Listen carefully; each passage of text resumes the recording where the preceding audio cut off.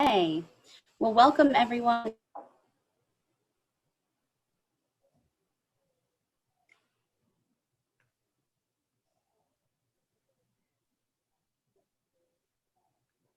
Am I on still? Or? Oh, you froze for a moment.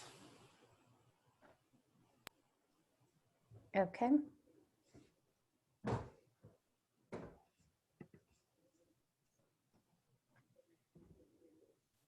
Oh my, Christy and her internet.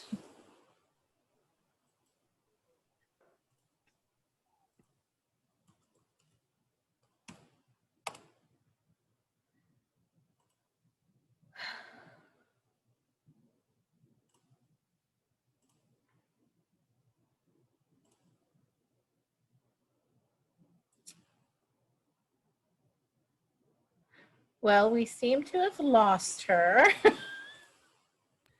Oh no. While she's getting back in, welcome everyone.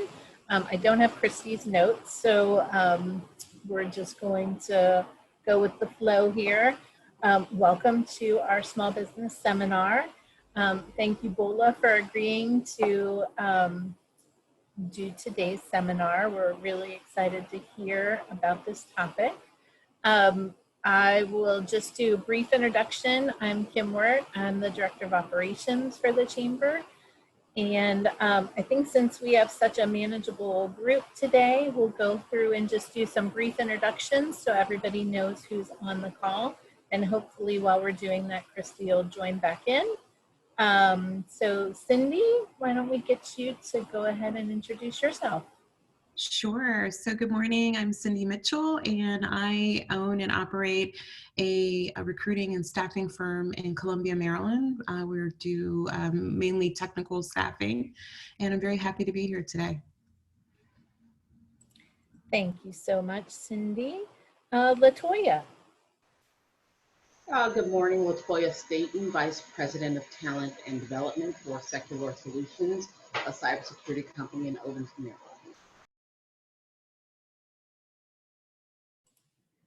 Thank you so much. And Kuda, hopefully I didn't say that too wrong. You said it well. Kuda, sales manager at L&B Concepts, which is an event rental party equipment company. Glad to be here. Glad to have you. And Precious? Hi, yes, I'm also with Kuda at the event rental company, L&B Concepts in Laurel, and I'm happy to be here. Great.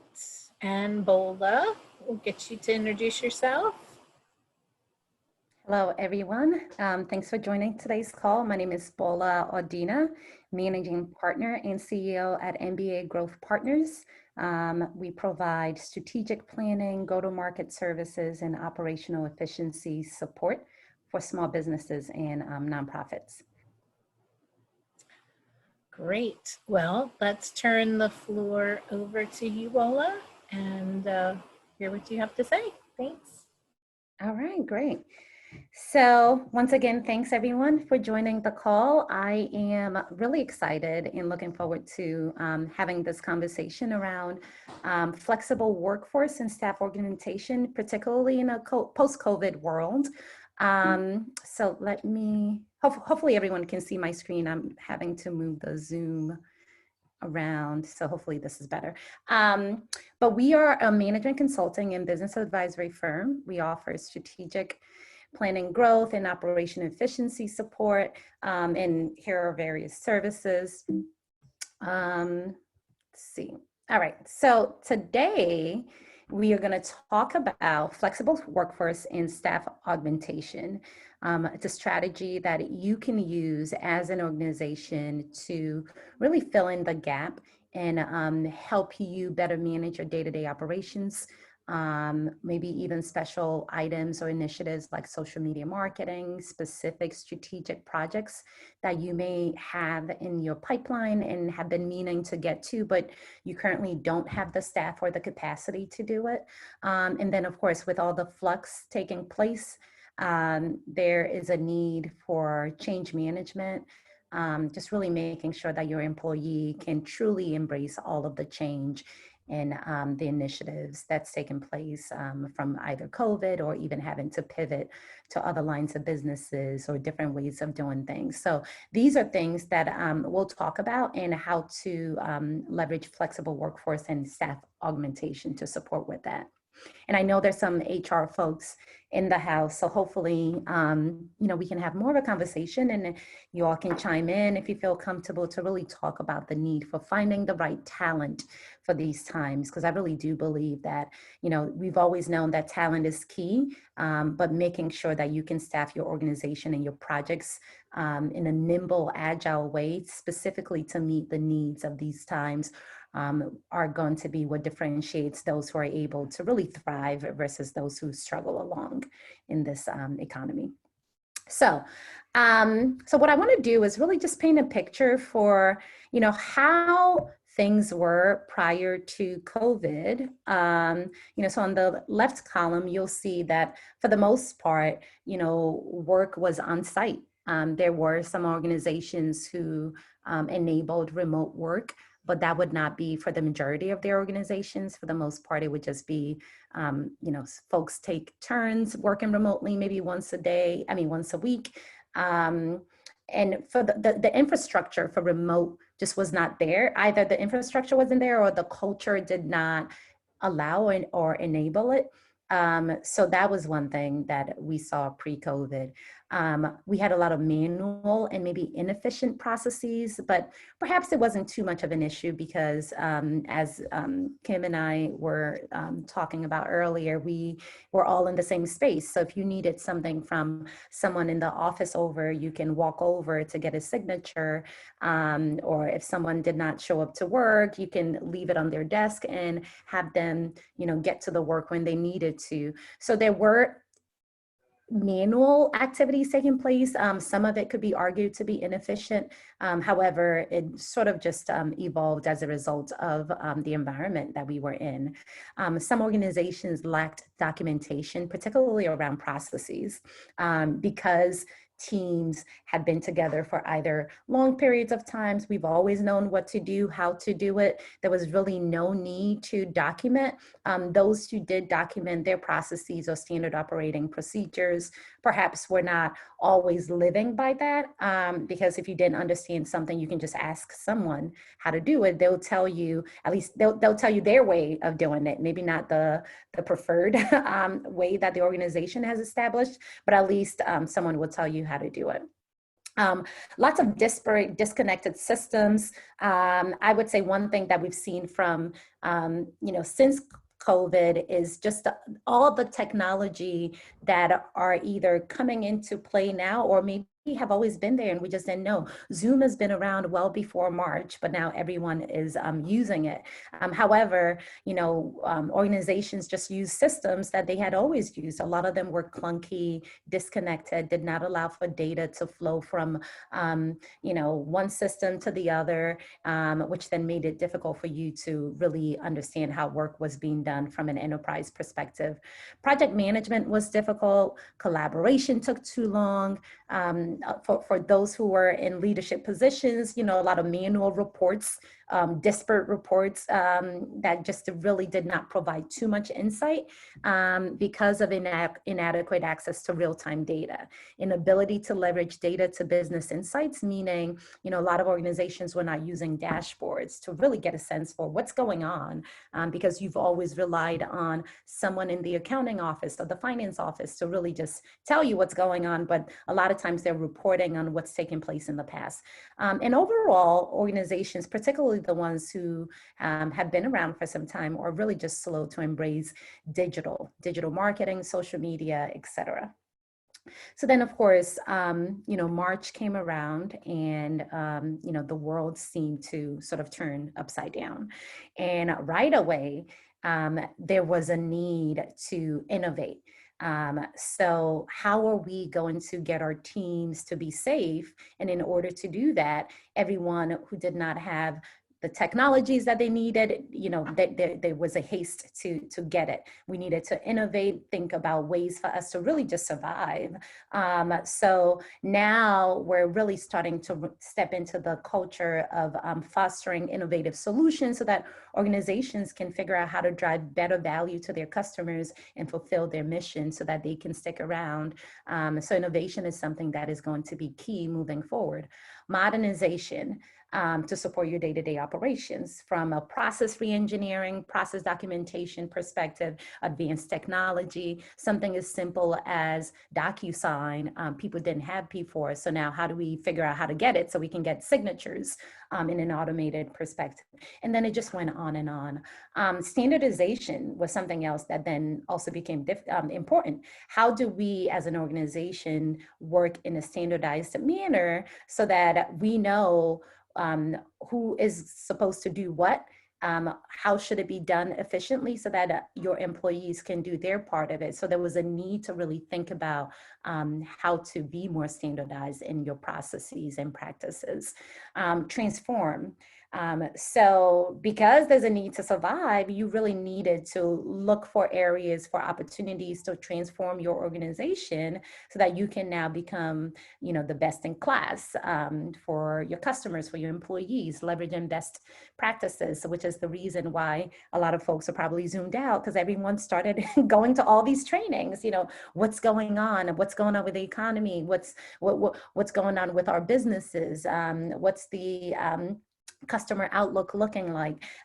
So there was a need to really get a lot of information pretty quickly so that you can transform your organization to be able to survive and stick around for the foreseeable future. And then of course, optimize. You know, with limited resources, there's a need for you to re-engineer how you work, leveraging technology in place of manual processes, data so that you can get insights, metrics so you can understand what's happening with the state of your organization and be able to make decisions that make sense for you to stick around. So just a lot has taken place to really ask that we do things differently. And I wonder, you know, like I said earlier, you know, I would prefer for this to be more of a conversation. I wonder how you all have been impacted outside of these 5 or maybe even examples of what you're seeing that's, you know, in terms of changes that's taken place during COVID that has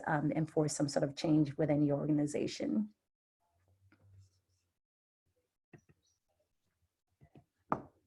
Anyone?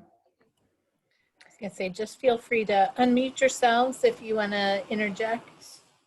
I know Okay. the chamber's definitely been impacted. We were talking before everybody else came on about how we're definitely event driven. And we've really had to pivot and figure out how we can still hold events and, you know, things that were already mostly in production as far as our events, our community awards events. We had already solicited nominations and we already had a date, which was just a few weeks before the shutdown by the governor. So we had to move the date and then move it again. And then figure out how we can still make that important and, you know, let our public safety and public servants know that they still are valued. It was definitely an interesting time. Yeah, that's exactly it. And the flux that you're experiencing, you know, we're all experiencing it in different ways. And you mentioned pivot, which I'll dive into later. But, you know, I think at the start of it, we really had to rethink, you know, 3 main things. You know, number 1 was our business model. So it didn't matter if you were in the nonprofit space, for profit, even in the public sector. You know, how are we operating? What is our business value? How are we funding ourselves? What does our customer portfolio look like? Product, services, and ultimately, your market position? What's our value proposition? Why should people care that we exist as an organization? So there was a lot of thinking around this because things were just changing so quickly. So number one, we really needed to figure out, where the footing was, what is our footing so we can find it? And then how can we now think about the value that we're providing to the marketplace. So that was one thing that had to be rethought. The second is operations. So, something that was thrusted upon us almost immediately. But once again, as you found your footing, you have to start thinking about how do we deliver on a day-to-day? How are our employees working? How are we modernizing the softwares, the systems that we're using? How are we managing deliverables, the facilities that we're working from? How do we need to sort of get out of that if we no longer need it and now empower people to work remotely? And what are the safety precautions and all of the legal considerations that needed to take place around that? So just, operationally, there's a lot of thinking that's been taking place. And then of course, customer relations, how are we reaching clients? A lot of the conversations I've had in recent months have been, the world of sales and business development have just been turned upside down. So the typical go out, have lunch, meetings, how you engage folks in the past, your customers, is just completely different now. So now that we have folks who are glued to their computers most of the day, how can we market to them? How can we sell to them? How do we need to sort of revamp our LinkedIn profiles so that we can communicate more there? A lot of people are setting up newsletters, being more active on social media. Some people are even doing TikTok, so just really thinking about how do we engage with clients? How do we continue consistently communicate our value and service? And then our branding, how can we make sure that it continues to be authentic so we're not all over the place looking for opportunities and confusing our customers, but still be agile enough to really meet their needs and continue to be sustainable as an organization. So just a lot of thinking, and ultimately, what needed to take place was to pivot. It's important to understand that you cannot remain still. The world has changed very rapidly under us. So it's important for us to, figure out how to survive. But what we also understand is as all of this pivoting is taking place and we're asking more and more of our employees and ourselves as an organization, it just, sometimes we don't have the expertise, we don't have the personnel, we don't have the time to really address all of this change. And what ends up happening is, a lot of organizations are trying to figure out how to do more and more and more with less, or looking to hire and bring on new personnel. But the type of employees that worked prior to pre-COVID is probably not going to be the one that works moving forward. So if you had someone who's been in the same role for 20 years and knows their work, does it well, and they are the SMEs in a certain process or skill, that may not be the type of employee that you need to hire. You need someone who is more dynamic, maybe has digital skills, marketing skills, can communicate well, can really pivot and handle whatever is thrown at them. So there's going to be time to really rethink how to handle our talent strategy. But in the meantime, work needs to get done. So, flexible workforce and staff augmentation is a strategy that can be leveraged in the meantime. So this is, flexible workforce is a workforce that can perform a variety of different options. These are not folks that you hire full-time within your organization. It's a group of multi-skilled workers who have specific expertise. And the term flexible really just allows for you to grow and shrink the size of your organization according to your need.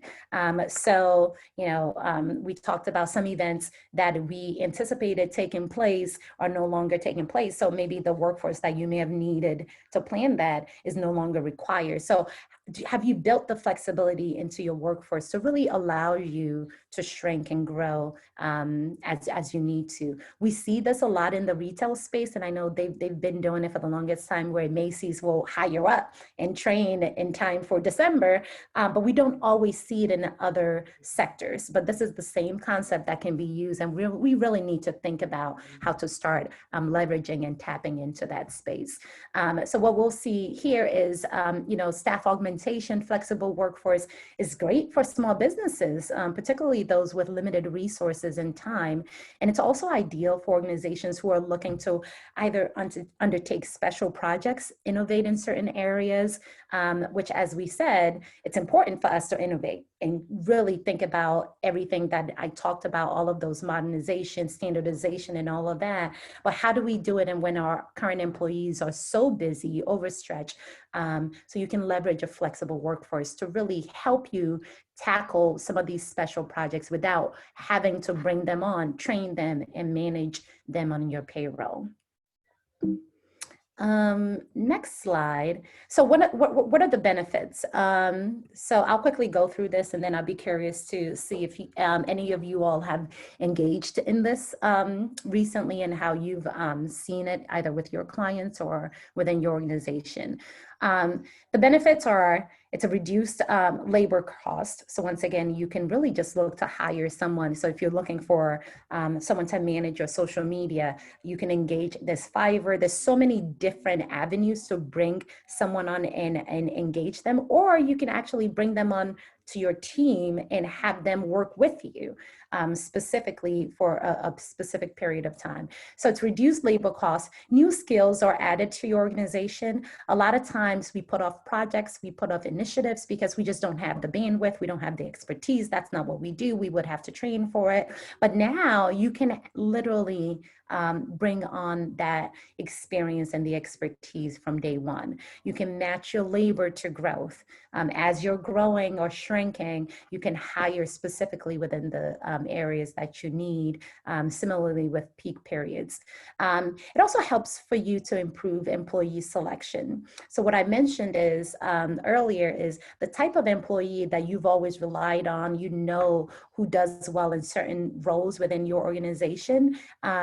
That age-old thinking is not going to work moving forward. So now you need to sort of experiment with mixing up the talent pool. Who does what in what role? How do we bring on a digital strategist? How do we bring on a business development manager without having to experiment too much with a full-time employee? So you can bring someone on, maybe try them out for 3 months, 6 months, to really understand the skills that make sense for your organization. Where do they fit in? How do they fit in? And how can you, when you are ready to hire on a full-time basis, what types of skills are you going to be looking for that role?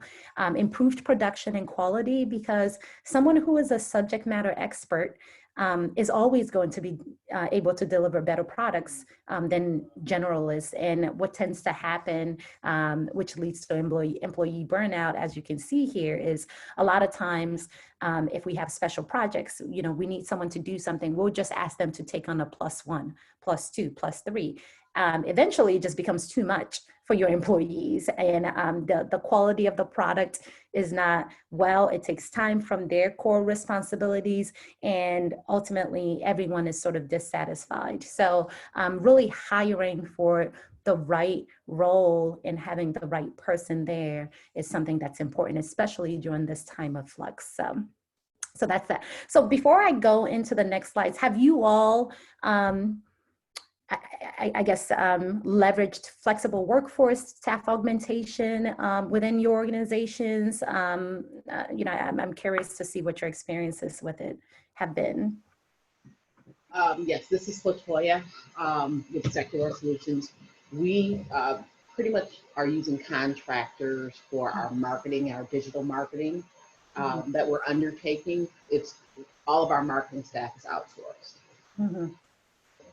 Yeah, that's a great way to do it. I know a lot of times, organizations want to build this skill set in-house, and there may be a need to do so at some point. But because in the marketing space, there's so much change, so much flux, so much new technology. You don't want to take too much attention to your, core capabilities. So it makes sense to outsource it. And are you all outsourcing it on a part-time basis? Is it on a project basis, or are they coming onto your team to? So right now, it's starting off on a project basis, and really was used to augment the existing staff that we had. That person just had limited skill capabilities, and so we needed someone to really support our digital marketing efforts. And so we're looking to eventually bring this person in-house probably early next year. Yeah, no, that's great. And I think something that, you mentioned is eventually you can bring them on, but at this point it allows you to sort of interview them. It's an extended interviewing process. It allows you to refine maybe the job description, better understand what's working, what's not working. So it's a really great strategy for you to not develop a full-on capability right away in a critical aspect of your organization. You can reach out to the marketplace, tag someone through a contractor, consulting, whatever, to really do that thing, do it at a high quality level. And then eventually, if it makes sense, you can bring them in. So I think that's a great example. Anyone else? Okay. All right, so three ways that, there's so many ways that you can leverage staff augmentation. I think you all are probably familiar with it in different contexts, particularly from an IT perspective. I think a lot of us probably have outsourced IT teams or organizations that we work with. But I think it's important to really start to expand beyond what we're used to. And that's why, it's important to have this conversation. So staff augmentation can be leveraged through dedicated teams. You can have a whole team around innovation. I know we've worked with organizations who are looking to stand up a strategy and innovation office, but they don't have a methodology in place. They don't have a framework in place, but they understand, particularly within the utilities and healthcare space, they understand the need to constantly be innovating, putting structures in place so that they can meet the demands, the changing demands of their clients, of their customers. So sometimes, we'll come in with whole teams to put in place a methodology. Think of it. So you're essentially embedding a whole team within the organization. They come in and they're acting as members of the team. They're understanding the culture, understanding the priorities of the project, but also still working as contractors to really help you pull together this project that you're working on. And what's great about dedicated teams is, number one, it allows you to get the project started right away, as opposed to putting it on hold. Traditionally what happens is people need to hire for either a vacancy, new projects, or new offices and departments. And as opposed to getting started on those projects, it's on hold until they find the right team. So time is wasted, resources are wasted while you're looking to really pull that team together. And then the team comes together, you've got to train them on culture. By the time you look up, it's a year and you haven't really done much with the project. So having whole dedicated teams come on is the same as having one contractor, what have you. However, the project is being worked on. You can assess along the way to see, is this still what we had in mind? You can even pilot something small to understand. And ultimately, it allows you to speed up the process of gaining a new capability for your organization. So if you have a whole team that's developing whole solutions for you, you can ask them to write down the process. What is the framework for doing this? And can you also train our personnel so that by the time you leave, we know exactly how to replicate this, how to put this in a system, how to systematize this within our organization. So that's one way to handle staff augmentation.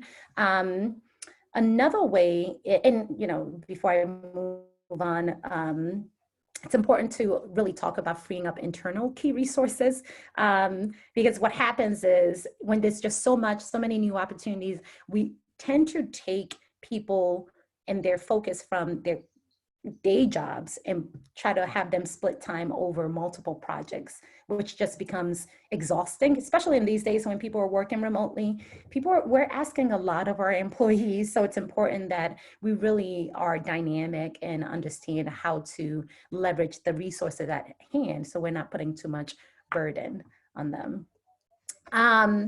Another way to leverage it is through specific business operational needs or business process outsourcing. So someone mentioned, marketing. You can do this through accounting. And I know folks have whole accounting parts of their businesses that are outsourced, but it could even be something as developing processes, just from an operation perspective.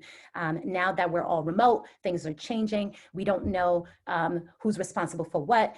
So you can really engage in developing processes, business processes. How do we do this? How do we document it? Who's responsible for what? How do we train on it? These are things that are so important to the operations of one's organization. But a lot of times you're either doing it on a part-time basis or you don't have time to get to it, or someone writes down an SOP or a process and procedure for what they do, but there isn't a strategic component to it. So you can look to hire someone from a staff augmentation perspective to really come in and help you all put together something specifically for your process and how you work. How you can leverage this specifically for these types of business operations would be for you to define the project. What is the project that we want to work on? What is the specific business operation that we want to work on? And identify the right consultants or partners or contractors to manage the project, track it with various project management tools, and then test, deliver, and do the implementation of it. So once again, it's really having your people continue to focus on what they're doing while you hire someone else to really focus on the additional value add for your organization. And another way that is so critical that a lot of focus or attention hasn't been placed on is, really change management. There's so much flux taking place within our organizations. New technologies, new processes, the culture is changing. Managers are being asked to take on more and manage folks remotely when they may not even have the qualifications, the expertise, the patience to do all of that. So organizational management is going to be a new must-have capability for any organization. It's always been the case, particularly when you're deploying new technology within organizations. But now that there's just so much going on, it's important to really pay special attention to the human side of things. There are change management consultants, specialists, whole teams that you can bring on to really help you think about, as an organization, how are we managing all of the change? How are we training to all of these new processes? Folks are getting new technology all the time. Things are changing, but then they're forgetting the training, the communications part of it, the adoption part of it. So how you can leverage a staff augmentation flexible workforce is, assess your organizational landscape. What all is going on? What are the changes?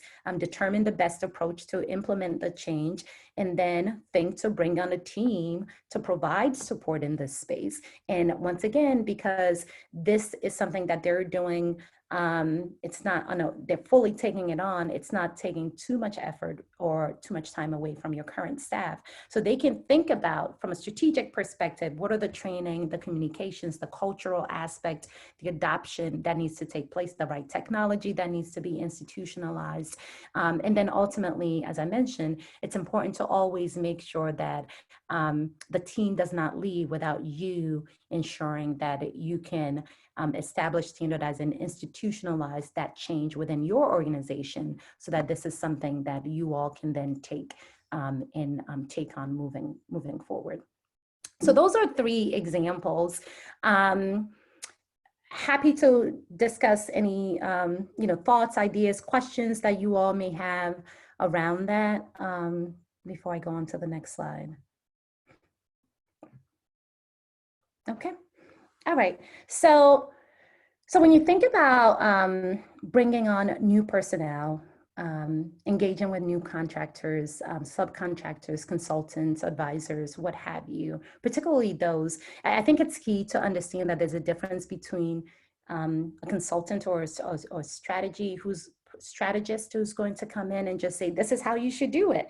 You know, when we talk about a flexible workforce or a staff augmentation model, there's an execution component to it. So you're getting the strategy, you're getting the best in class, ideas, best practices, but they're actually executing. So that's key. And how you sort of ensure that you have a successful attempt at this. There are lots of things that, one can think about, but ultimately it's looking at your organization from a leadership perspective. We're getting ready. A lot of folks are doing their strategic planning for next year. A lot of folks are thinking about how to pivot. We've used that word over and over again. And as a result of all of these strategic planning sessions, certain initiatives are going to come out. And now you need to develop an action plan for how to get it done. A lot of times you'll identify gaps within your organization. We have the right people to do certain things, and then there are gaps that are identified and you need some other folks to come on and do other things. So identify the projects, assess your current employee needs and where the gaps are, and then start to think about how to bring in additional folks on a part-time basis, on a contractual basis, to really take on some of these initiatives for you. Determining the goal of your flexible workforce strategy. So a lot of times it could be, we just need something done within a specific period of time.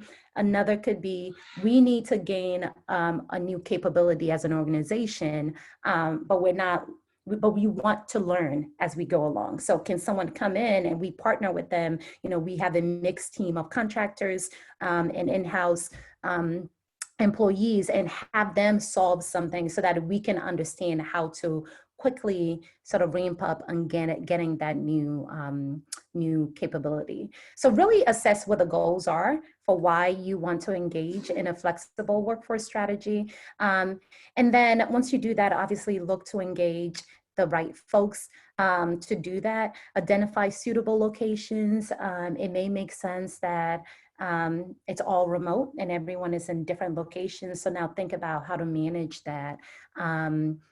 For those who are back in the office, who are back in their locations, how do you bring that team in to work jointly with your team so that you're getting the best value out of them? Introduce clear policies. I think a lot of times it's difficult for organizations because they're so bogged down with their day-to-day, thinking about how to take on additional workforce that they're not really all that familiar with. It can be difficult. There are organizations such as our organizations who will take on the full responsibility of managing, identifying the consultants, managing their day-to-day, and really just providing completed activities and status updates to you all. But there are also times when you can identify the talent yourself, but then you just want to make sure that you have the management process in place, you have the policies in place. This is the time that you show up. These are the deliverables that we're expecting. And then the different pricing models are also important for you to really flesh out. Some of them are paid on an hourly basis, others are on a per project basis. So you just have to think about what makes sense for your organization so you're not wasting money and you're not getting what you expect in return.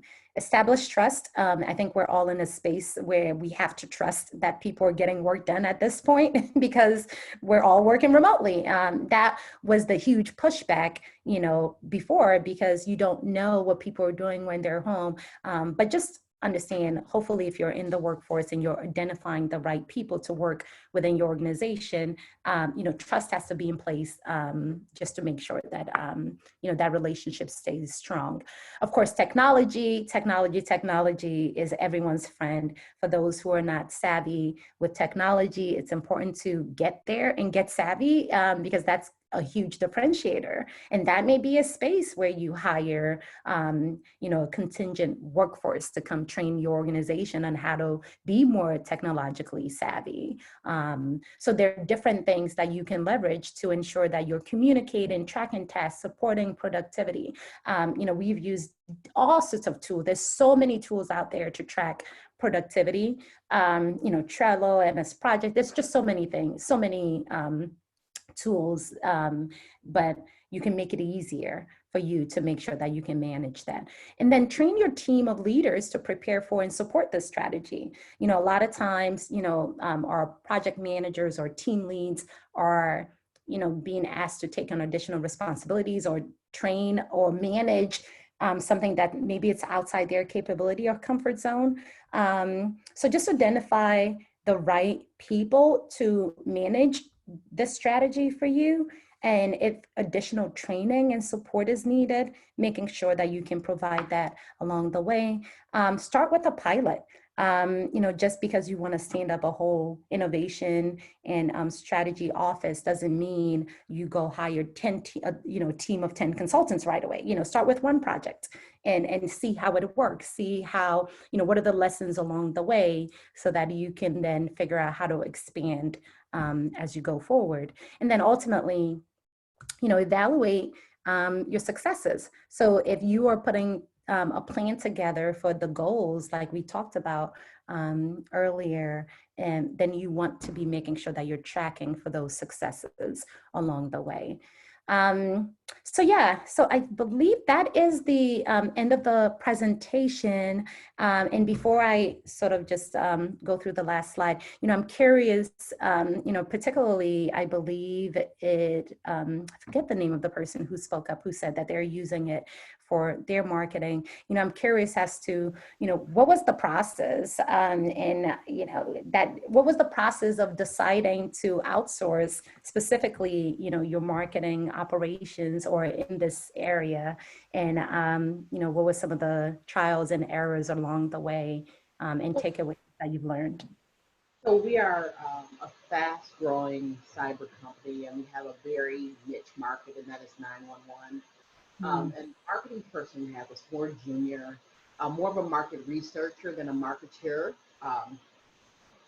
It's not strong in the digital media side. And what we realized when doing a competitive analysis that we needed to have more of a digital presence to go beyond sort of our core customer base.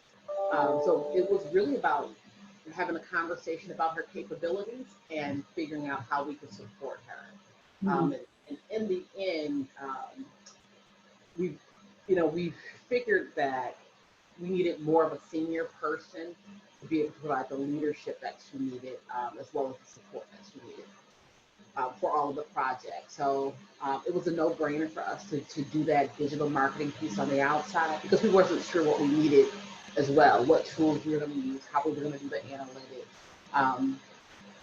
analytics. So more strategic, and then help us again define a job description of what we wanted in the future and how to really build out sort of that marketing team. Yeah, that's exactly right. You know, it sounds like you sort of hit the nail on all of those things. You know, there was a need. This is not something that you all currently have the in-house expertise for, nor the time, or maybe even the interest in developing at the time. So let's go find someone who can provide additional support to sort of round out this, you know, function within your organization. And then through the process, there's been lessons learned along the way. You're able to then, you know, pilot, like we said, let's pilot this, let's see.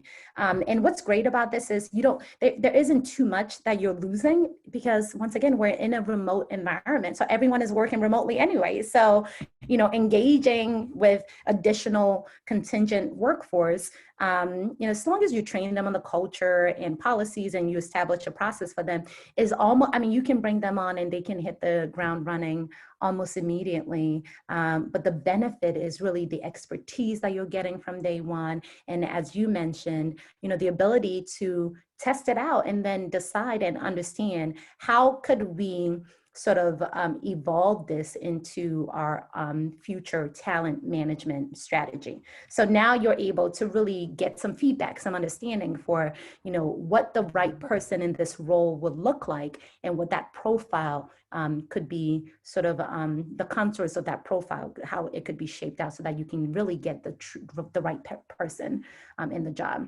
So I think that's a great example. A lot of times, you know, how folks have done it in the past is really just hire, you know, just create a budget, hire somebody to do the role, you know, give them benefits, and they may or may not be the best person for the job. And then it becomes too difficult at that point to back away from that commitment. Or you ask someone else to take on, you know, the role, and whether or not they are great at it or it's their area of interest, you know, we don't really think too much about that. We just have a need, someone has bandwidth, go ahead and do it. So I think this is a much more strategic and targeted way for us to be really delivering in a post-COVID world when there's so much influx and so much taking place. Well, I just had a question. So what technology are others using? I know you mentioned Trello and MS Project, but what are others using to really leverage what we can do remotely and communicate with other team members? Yeah, so I know Google has a suite of, you know, technologies. So depending on what your enterprise, you know, sort of communication systems are, you could either leverage, you know, a Google suite of tools to really make sure, you know, your document management system is all in one place. You can communicate, you can chat, but there are different ways depending on what the type of the nature of the project is. You know, you can use, you know, a Trello type of tool and just some other things that allows for you to really streamline how you work. Salesforce is something that a lot of people use a lot of times, but depending on the size of your organization, maybe it's a little too robust, maybe not. There are various CRM tools that your organization can buy, you know, customer relation management tools that you can buy and then have other folks come on that system. So it really just depends. It's hard to say that one tool is better than others. Some of them are cloud tools. Others are, you know, cloud tools that you have to buy licenses for. Others are tools that you buy for your in-house organization and then sort of just build out and add additional applications to. So it really just varies, but it depends on the nature of the work and what you currently have in-house that you can add on to.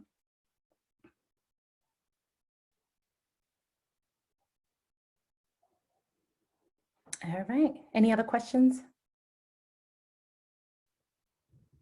Very good. So like I said, you know, we're with MBA Growth Partners, always happy to, you know, just have conversations with small companies. We offer all sorts of services, including staff augmentation, you know, flexible workforce support. So just, you know, feel free to reach out to us. Happy to chat. Particularly around this time, we're doing a lot of strategic planning and pivoting support. You know, so let's just rethink what we're doing. You know, we need to find a way to get a plan together for the next year. So we've been having a lot of whiteboarding sessions, strategic planning sessions to really just talk through the state of the operations in the organization, where they want to go, what goals you're looking to accomplish either next year or within a very short period of time, identifying what those gaps are, and then finding ways to help you address them either through flexible workforce, but then there's so many other ways that you can look to address the gaps within your organization. So feel free to reach out. Always happy to share our thoughts and you know, experience working with other small businesses. Great. Can you hear me now? Yes. Okay, I am so sorry for my technical difficulties earlier. Zoom decided to kick me off and would not let me back in. So I'm glad I was able to log back on and catch the bulk of your presentation. Thank you so much, Bola from MBA Growth Partners, for such a great presentation. I know I got a lot of great ideas. I'm sure our guests did as well. I'm already thinking of businesses that I know of that are struggling with some of these issues that I can send over to you. So thank you. We will be sharing this presentation with all of our registered guests, and we'll also link it on our website. So if you've been unable to join us for some of our prior topics, those sessions are also available to watch for free on our website. So feel free to take advantage of those great resources. I have two events I'd like to share with you really quick. On November 18th, we'll be having our next small business webinar on the importance of wellness and self-care through the ongoing pandemic. You know, that's a really important issue facing everyone right now. We have a panel of 3 individuals from the health and wellness industry who are going to share tips with us and answer any questions you have directly. And then I'm excited to announce our upcoming holiday mixer and silent auction. That's going to be held on December 2nd. It will be a great evening of virtual networking, fun door prizes. We'll have a silent auction and lots of fun surprises. This benefits our foundation that provides scholarships for high school seniors in the area. So more details on that are being sent out now and can be found on our website. So thanks to all of our guests for joining us today. And thank you again, Bola, for all that incredible information that we're looking forward to implementing here in the near future. And to all our guests, we hope to see you again real soon. Have a great day.